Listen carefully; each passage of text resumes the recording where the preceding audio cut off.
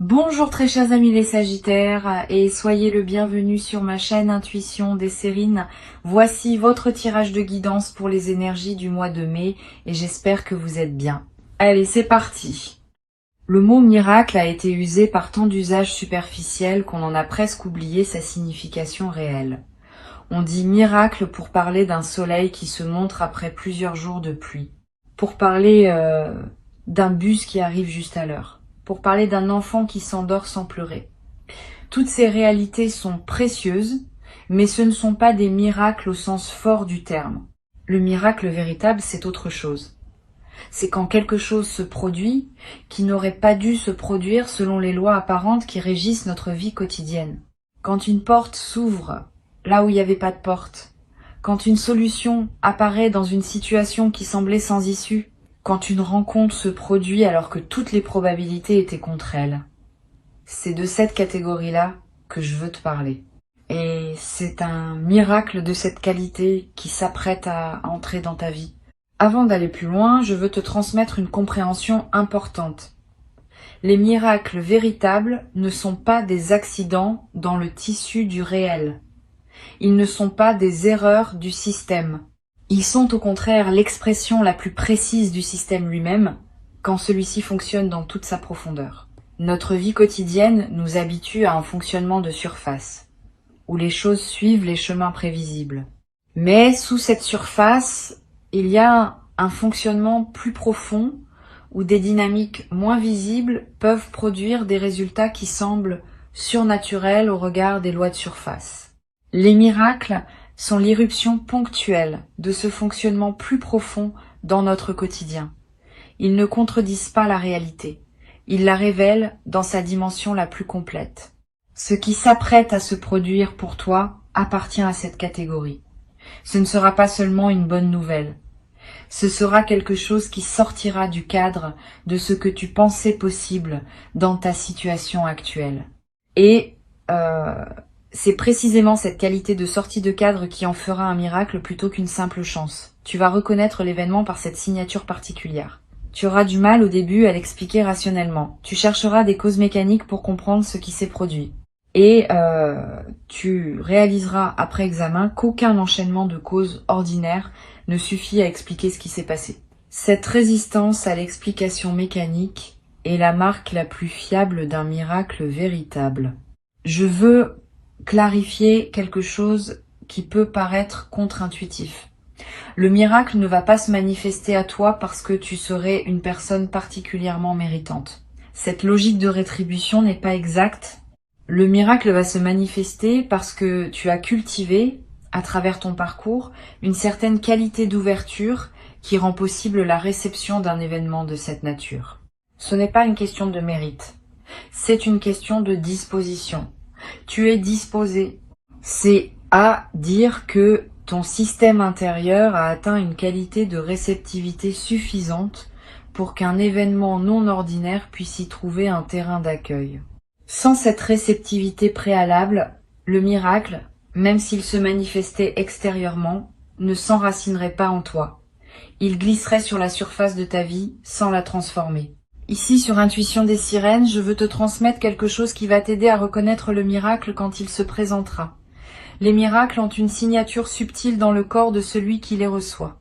Au moment où l'événement miraculeux se produit, tu vas ressentir une forme de vertige, bref. Un instant de suspension où le temps semble s'arrêter. Une chaleur qui se diffuse dans la poitrine.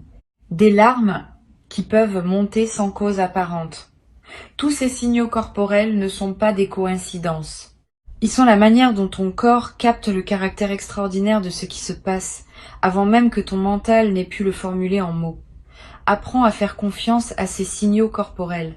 Ils sont plus rapides et plus fiables que les analyses que tu pourrais faire après coup.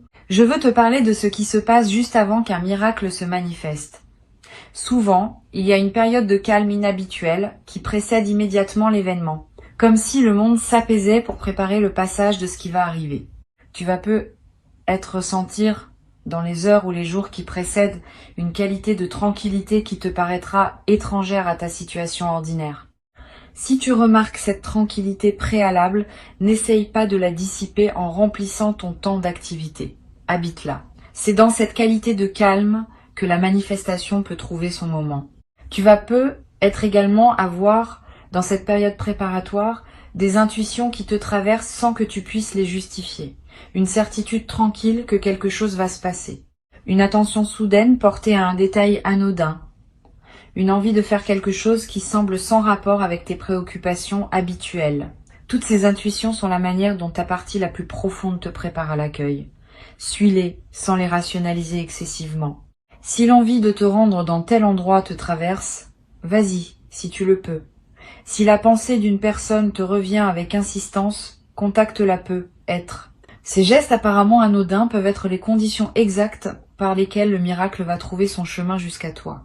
Sur Intuition des sirènes, je tiens à te dire quelque chose d'important sur la manière de recevoir un miracle. Quand l'événement extraordinaire se produit, beaucoup de personnes ont un réflexe étrange. Elles essaient immédiatement de le rationaliser, de le ramener dans la catégorie des coïncidences, de minimiser ce qu'il a de spécial. Ce réflexe vient d'un inconfort face à l'extraordinaire. Notre culture nous a habitués à expliquer, à mesurer, à quantifier. L'extraordinaire vrai résiste à ces opérations, et cette résistance peut nous mettre mal à l'aise. Si tu sens ce réflexe en toi quand le miracle arrive, observe-le sans lui obéir. Permets-toi de simplement reconnaître que oui, ce qui se passe est extraordinaire.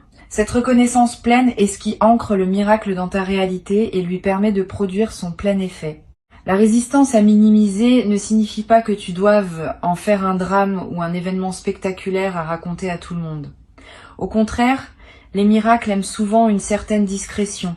Ils ont une qualité presque intime, comme un cadeau personnel qu'on reçoit dans le secret de son cœur. Tu pourras être en parler plus tard, quand le moment sera venu. Mais dans les premiers temps, garde-le pour toi, pour pouvoir l'habiter pleinement, sans interférence extérieure.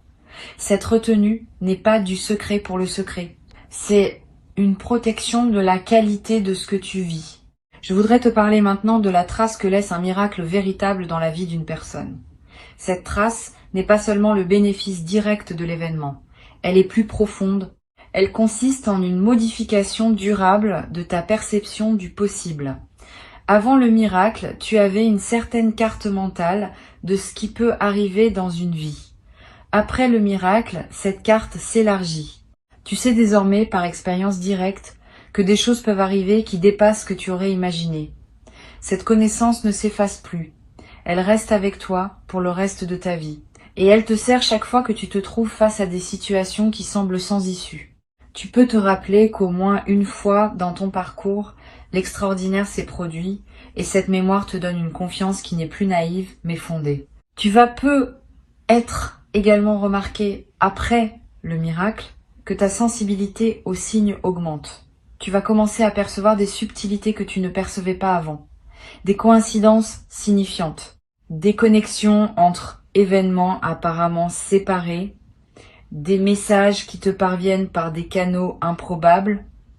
Cette sensibilité élargie n'est pas une obsession superstitieuse, elle est l'expression d'une perception affinée par l'expérience directe que tu as faite. Tu sais désormais qu'il y a plus dans la réalité que ce qu'on en perçoit en surface. Et cette connaissance te rend plus attentif aux indices de cette dimension supplémentaire qui circule en permanence autour de toi. Une chose importante à comprendre. Le miracle qui s'apprête à se produire n'est pas un événement isolé qui interromprait ta vie ordinaire pour la reprendre ensuite à son cours habituel. Il marque l'inauguration d'une phase nouvelle dans laquelle d'autres manifestations, peut être moins spectaculaires mais tout aussi significatives, vont continuer à se déployer.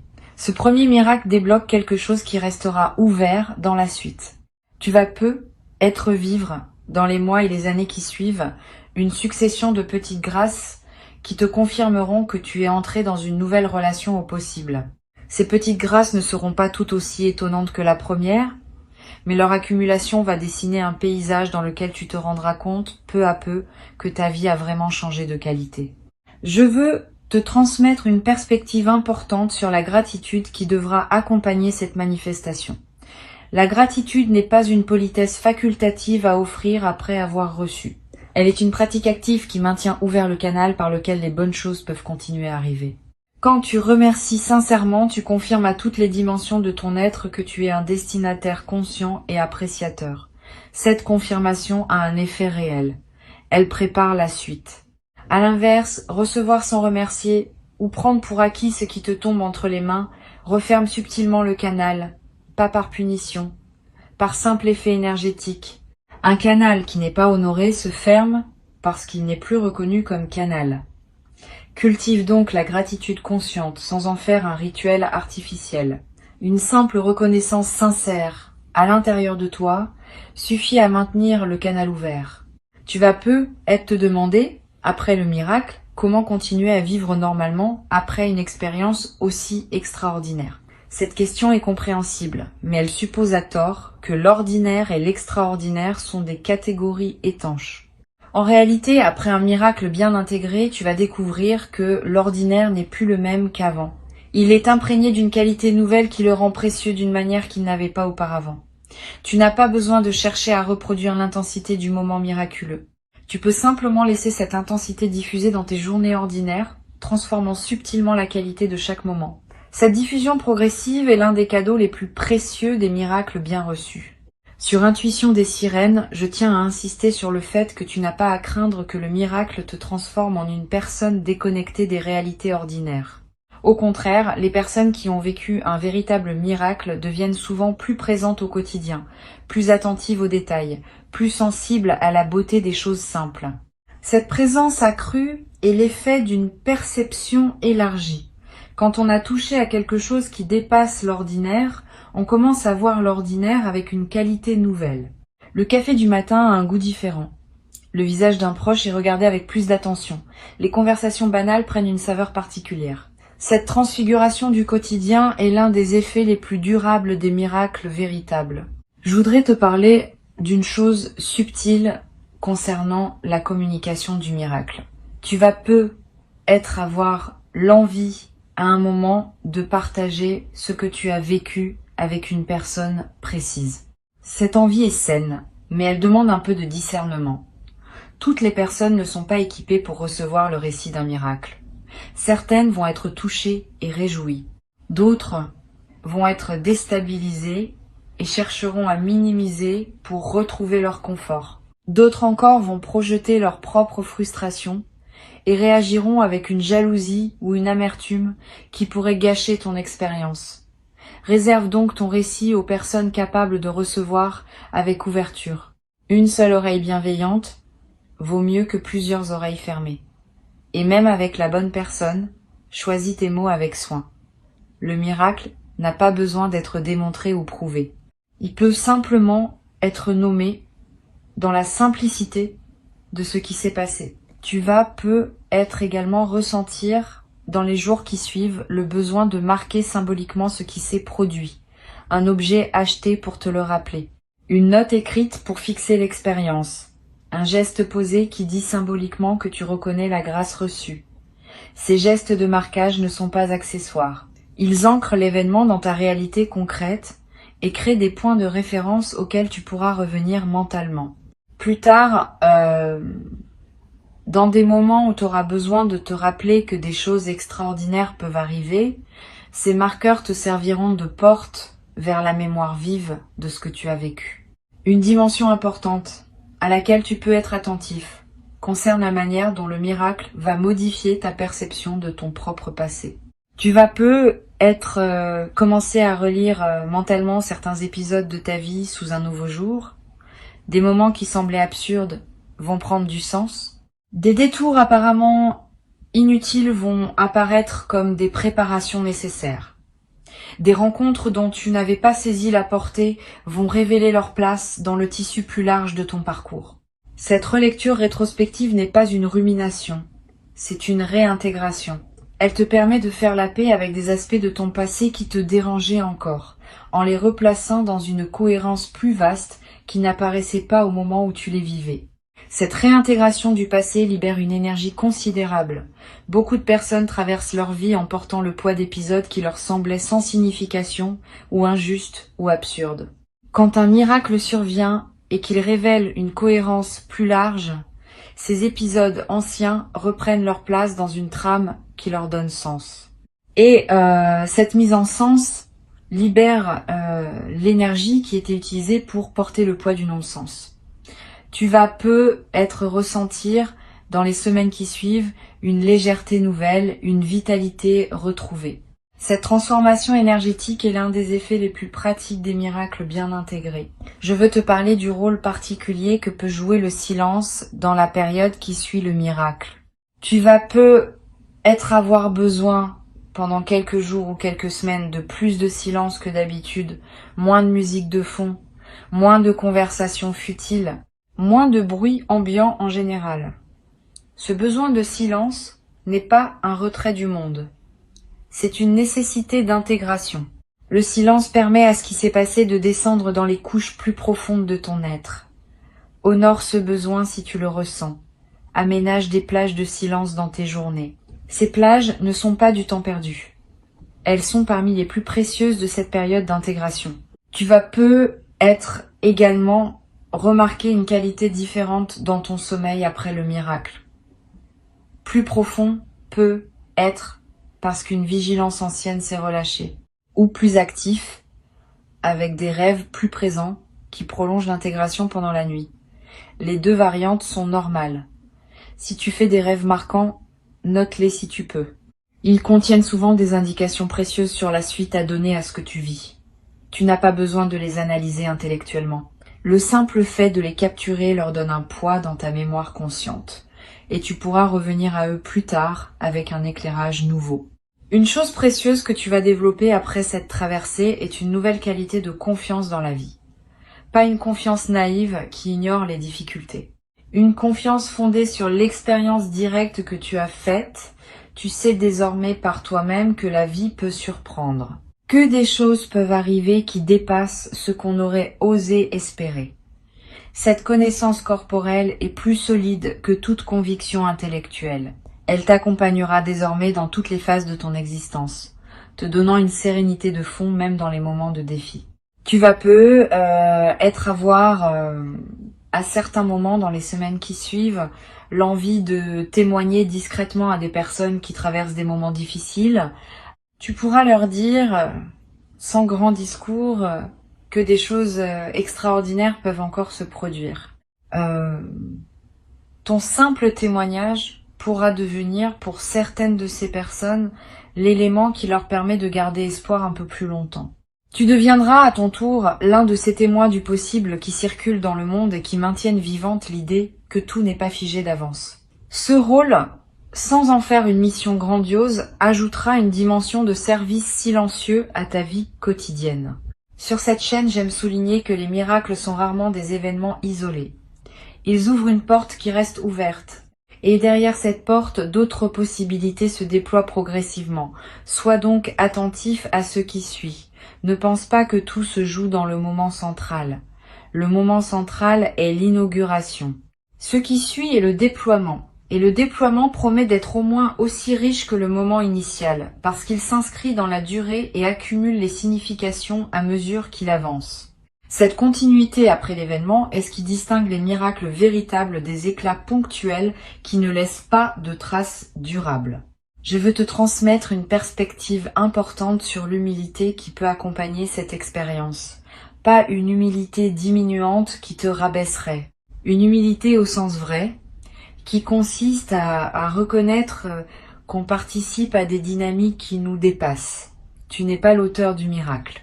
Tu en es le destinataire et le co-créateur, dans la mesure où ton ouverture a permis qu'il se produise. Mais quelque chose de plus large que toi a orchestré ce qui se passe. Cette reconnaissance d'une dimension qui dépasse ton seul effort personnel est ce qu'on peut appeler humilité dans le sens le plus juste du terme. Elle te garde connecté à une trame plus grande que ta seule existence individuelle. Tu vas être éprouvé à certains moments une émotion difficile à nommer. Un mélange de joie, d'humilité, de gratitude, de presque révérence. Cette émotion mixte est typique des expériences qui touchent à des dimensions profondes. Permets-toi de la vivre sans chercher à la simplifier. Sa complexité est précieuse. Elle te connecte à des dimensions de ta sensibilité, qui restent souvent inaccessibles dans la vie ordinaire. Et cette connexion à ta sensibilité profonde est elle-même l'un des cadeaux secondaires de ce qui s'apprête à se vivre. Je voudrais te parler d'une dimension qui peut surprendre. Le miracle qui s'approche n'est pas seulement pour toi. Il est aussi pour les personnes qui t'entourent, indirectement. Quand quelqu'un dans un cercle social vit une expérience qui élargit sa perception du possible, cela rayonne sur les autres. Pas immédiatement de manière visible, mais subtilement.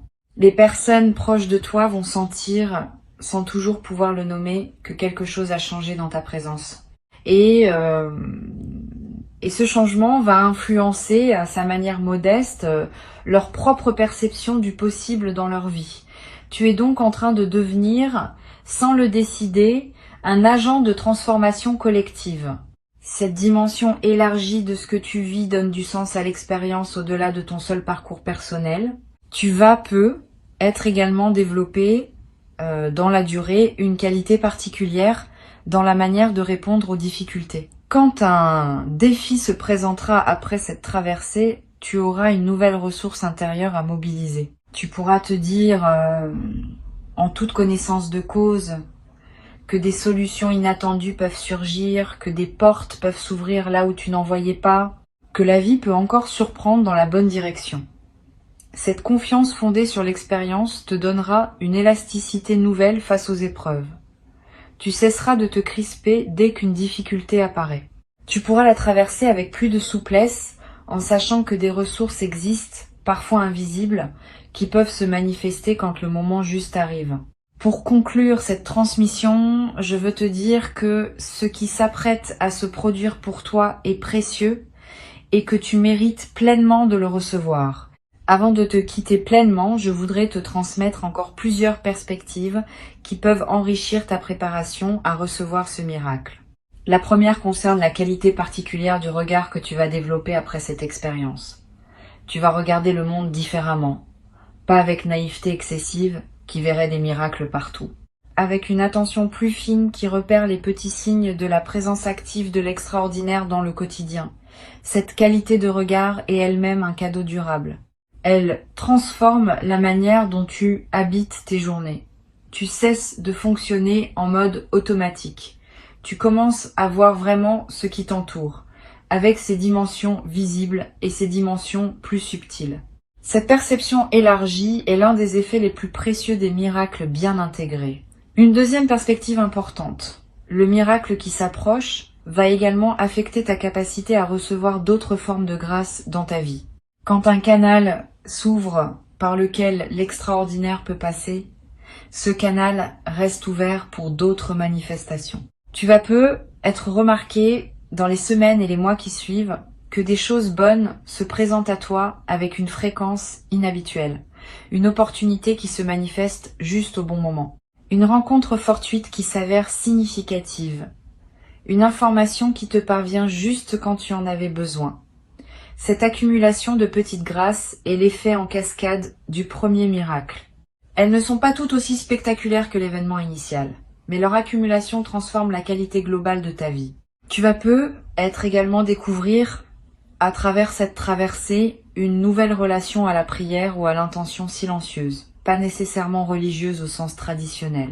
Plutôt une pratique simple qui consiste à formuler intérieurement, sans parole solennelle, ce que tu désires voir se manifester dans ta vie.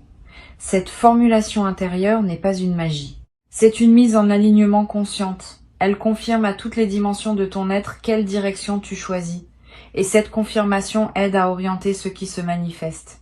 Beaucoup de personnes traversent leur vie sans jamais formuler clairement ce qu'elles veulent, et leurs souhaits restent flous, donc difficiles à actualiser. Tu vas être commencé à pratiquer cette formulation claire, et tu vas observer que ce que tu formules avec sincérité a tendance à se manifester avec une fréquence plus grande que ce que tu laisses dans le flou. Tu vas remarquer également une transformation dans ton rapport au temps après cette expérience. Le temps ne sera plus tout à fait le même qu'avant. Avant tu vivais dans un certain défilement linéaire, où le passé pesait, où l'avenir préoccupait, où le présent se trouvait souvent négligé. Après, le présent va prendre une qualité différente. Tu vas vivre davantage dans le moment qui s'écoule, parce que tu auras compris, par expérience, que c'est dans le présent que les choses extraordinaires se manifestent. Cette nouvelle relation au présent est l'une des transformations les plus précieuses que peut apporter une expérience miraculeuse bien intégrée. Sur cette chaîne, j'observe que les personnes qui ont vécu un véritable miracle développent souvent une nouvelle qualité d'humour, pas un humour cynique. Un humour léger qui reconnaît les paradoxes savoureux de l'existence. Quand on a touché à quelque chose qui dépasse les explications mécaniques ordinaires, on peut sourire de la manière dont on prenait certaines choses trop au sérieux auparavant. Cet humour n'est pas une moquerie, c'est une légèreté retrouvée.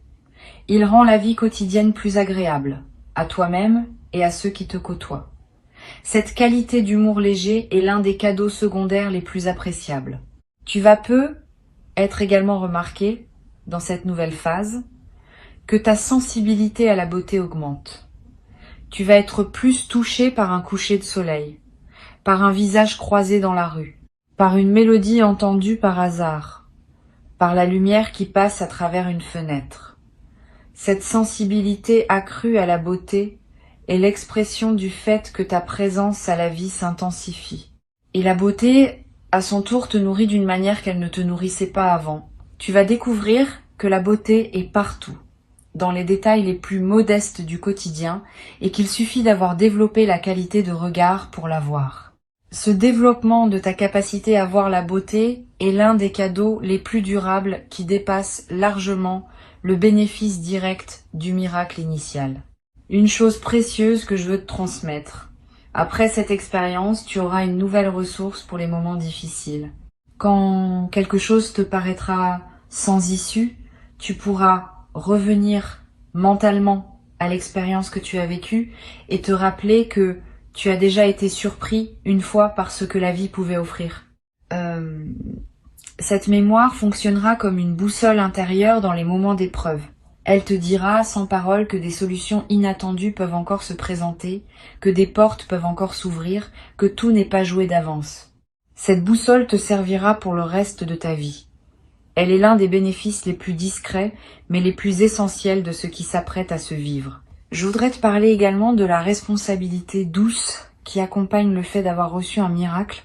Quand on est destinataire d'une grâce, on devient en quelque sorte porteur d'une lumière qu'il s'agit de ne pas éteindre par négligence. Cette responsabilité ne te demande pas grand-chose. Elle te demande simplement de ne pas oublier ce qui t'a été donné, de ne pas le minimiser au fil du temps, de ne pas le rationaliser après coup pour le ramener dans la catégorie de l'ordinaire. Cette fidélité à la mémoire de ce qui a été vécu est le minimum que demande la grâce reçue. Et cette fidélité, en retour, maintient en toi la qualité d'ouverture qui rend possible la suite. Tu vas peu avoir à un moment l'envie de marquer ce qui s'est passé par un acte symbolique. Tu peux planter quelque chose dans un jardin si tu en as un. Tu peux faire un don modeste à une cause qui te tient à cœur. Tu peux écrire une lettre à toi-même que tu ouvriras dans plusieurs années. Ces actes symboliques inscrivent l'expérience dans la trame concrète de ta vie. Ils créent des points de référence durables. Et ils confirment à toi-même que tu reconnais l'importance de ce qui s'est produit. Cette pratique de marquer les moments importants par des actes symboliques est l'une des plus simples et des plus efficaces pour intégrer durablement ce qu'on a vécu. Une dernière dimension à laquelle je tiens. Le miracle qui arrive pour toi peut être aussi un sens qui te dépasse, qui s'inscrit dans une trame plus large que ta seule existence individuelle. Tu pourrais devenir à terme un témoin discret pour d'autres personnes, un exemple silencieux que des choses extraordinaires sont possibles, sans avoir à devenir prédicateur de quoi que ce soit. Simplement par ta présence, par la qualité de ta vie après cette transformation, tu vas inspirer, sans le décider, certaines personnes autour de toi. Cette inspiration silencieuse est l'une des manières les plus douces par lesquelles le bien circule entre les êtres humains. Tu vas devenir, à ton tour, un de ces témoins que la vie utilise pour rappeler à d'autres que rien n'est définitivement figé. Je voudrais ajouter une perspective sur le rôle que peut jouer la nature dans la période qui suit le miracle. Tu vas peu ressentir une attraction nouvelle pour les espaces naturels. Le besoin de marcher dans une forêt, de regarder longuement un arbre, de toucher l'écorce, de sentir la pluie sur ton visage. Cette attraction n'est pas anecdotique. Elle est l'expression d'un besoin profond de te connecter à des dimensions plus vastes de la réalité, dimensions auxquelles le miracle t'a brièvement donné accès. La nature offre un cadre où ces dimensions restent perceptibles plus facilement qu'en milieu urbain. Suis cette attraction quand elle se présente. Donne-toi des moments dans la nature, même brefs. Ils vont consolider ce qui s'est ouvert en toi. Ne te questionne pas sur cette dignité quand le moment viendra. Reçois simplement, avec la qualité de présence que tu as construite à travers tout ton parcours. Cette qualité de présence est ce qui te permet d'accueillir l'extraordinaire sans le déformer par tes anciens automatismes. Et cette qualité d'accueil est ce qui transforme un événement, même miraculeux, en bascule véritable dans ta vie. Tu es prêt. Le miracle est en chemin. Il porte exactement ce dont ta vie avait besoin pour entrer dans sa nouvelle phase. Reste ouvert, reste attentif. Et quand tu le verras se manifester, tu sauras que oui, c'est cela. Et cette reconnaissance immédiate sera elle-même le premier acte de ta nouvelle relation à un possible que tu n'avais peu. Être jamais cru pouvoir habiter dans ta propre existence. Garde ces mots avec toi pour les jours qui viennent. Reviens-y si tu en sens le besoin. Et avance avec confiance dans la direction de ce qui se prépare maintenant pour toi.